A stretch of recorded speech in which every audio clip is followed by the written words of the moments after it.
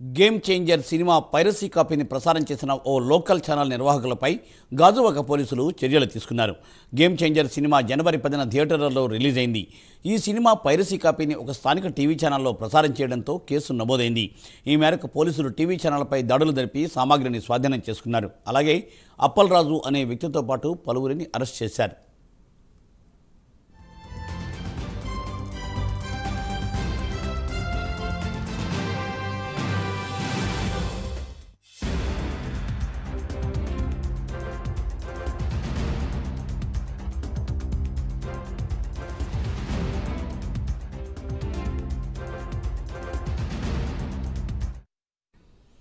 విశాఖపట్నంలోని గాజువాకలో ఒక లోకల్ ఛానల్లో గేమ్ చేంజర్ పైరసీ కాపీని ప్రసారం చేయడంపై పోలీసులకు ఫిర్యాదు అందింది. వారిని అరెస్ట్ చేశారు.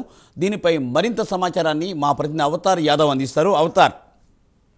ఎస్ మూర్తి, గేమ్ చేంజర్ సినిమా పైరసీని అయితే మాత్రం చేసి కాకినాడ లోకల్ టీవీ ఛానల్లోనైతే ప్రసారం చేయడం జరిగింది. వారిని అయితే ముఖ్యమైన నిందితుడిని అప్పలరాజుని అయితే విశాఖ గాజువాక పోలీసులు అయితే మాత్రం అరెస్ట్ చేశారు. ఆ నిందితుడి పైన 51/64 రెడ్ విత్ 63.58 కాపీరైట్ యాక్ట్ ప్రకారం 1956 కింద కేసు నమోదు చేశారు.